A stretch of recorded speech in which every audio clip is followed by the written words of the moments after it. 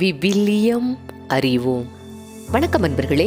இன்று நாம் அறிய போகும் பகுதி எஸ்தர் அதிகாரம் 2.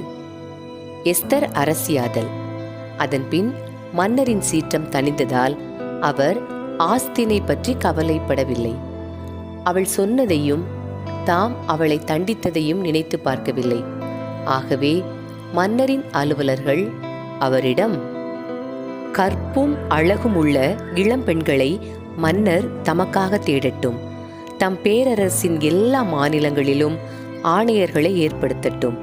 அவர்கள் இளமையும் அழகும் வாய்ந்த கன்னி பெண்களை தேர்ந்து சூசா நகரில் உள்ள அந்த புறத்துக்கு அழைத்து வந்து பெண்களுக்கு பொறுப்பேற்றிருக்கும் அரச அன்னகரிடம் அவர்களை ஒப்படைக்கட்டும். அவர் ஒப்பனை பொருட்களையும் அவர்களுக்கு தேவையான அனைத்தையும் அவர்களுக்கு வழங்கட்டும். அவர்களுள் மன்னர் தமக்கு மிகவும் விருப்பமான பெண்ணை ஆஸ்தினுக்கு பதிலாக அரசியாக்கட்டும் என்று கூறினார்கள். இக்கருத்து மன்னருக்கு உகந்ததாய் இருந்தது. அவரும் அவ்வாறே செய்தார். சூசா நகரில் யூதர் ஒருவர் இருந்தார். அவர் பெயர் மொர்தெக்காய். அவர் பென்யமின் குலத்தைச் சேர்ந்த கீசின் கொள்ளு பேரனும் சிமேயின் பேரனும் யாயீரின் மகனும் ஆவார். அவர் பாபிலோனிய மன்னராகிய நெபுக்கத்நேசர் எருசலேமிலிருந்து சிறைப்படுத்தி சென்ற கைதிகளுள் ஒருவர். தம் தந்தையின் சகோதரராகிய அம்மினதாபின் மகளை அவர் தம் வளர்ப்பு மகளாக கொண்டிருந்தார். எஸ்தர் என்னும் அப்பெண்ணின் பெற்றோர் இறந்த பின் மொர்தெக்காய் அவளை தம் மனைவியாக்கிக் கொள்ளும் நோக்கத்துடன் வளர்த்து வந்தார். அவள் அழகில் சிறந்த பெண்மணி. அரசாணை பிறப்பிக்கப்பட்ட பின் இளம் பெண்கள் பலர் சூசா நகருக்கு கொண்டு வரப்பட்டார்கள். பெண்களுக்கு பொறுப்பாளராகிய காயுவிடம் ஒப்படைக்கப்பட்டார்கள். அவர்களுள் எஸ்தரும் ஒருத்தி. காயுவுக்கு அவளை பிடித்திருந்ததால் அவரது பரிவு அவளுக்கு கிட்டியது. எனவே அவர் அவளுக்கு வேண்டிய ஒப்பனை பொருட்களையும் உணவு வகைகளையும் உடனே கொடுத்தார்.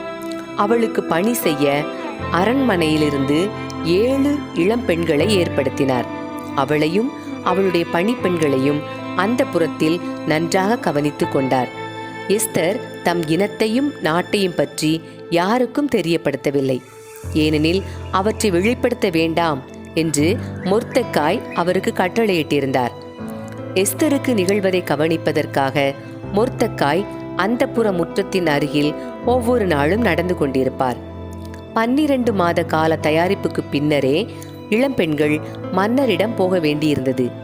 வெள்ளைப்போளம் பூசிக்கொண்டு 6 மாதமும் பெண்டிற்கான நறுமண பொருட்களையும் ஒப்பனை பொருட்களையும் பயன்படுத்தி கொண்டு 6 மாதமுமாக இந்த காலத்தில் அவர்கள் தங்களுக்கு அழகூட்டிக் கொள்வார்கள். அதன் பின் ஒவ்வொரு இளம்பெண்ணும் மன்னரிடம் செல்வாள். மன்னரால் நியமிக்கப்பட்டிருக்கும் அலுவலரிடம் ஒப்படைக்கப்படுவாள். அந்த அலுவலர் அவளை அந்த புறத்திலிருந்து மன்னரின் அரண்மனைக்கு அழைத்து செல்வார். அப்பெண் மாலையில் அங்கு சென்று மறுநாள் காலையில் மற்றோர் அந்த புறத்திற்கு செல்வாள்.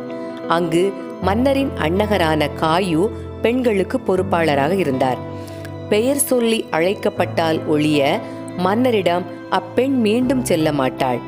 மொர்தெக்காயுடைய தந்தையின் சகோதரராகிய அம்மினதாபின் மகள் எஸ்தர் மன்னரிடம் செல்வதற்குரிய முறை வந்தபோது பெண்களுக்கு பொறுப்பாளரான அன்னகர் கட்டளையிட்டிருந்தவற்றுள் எதையும் அவர் புறக்கணிக்கவில்லை.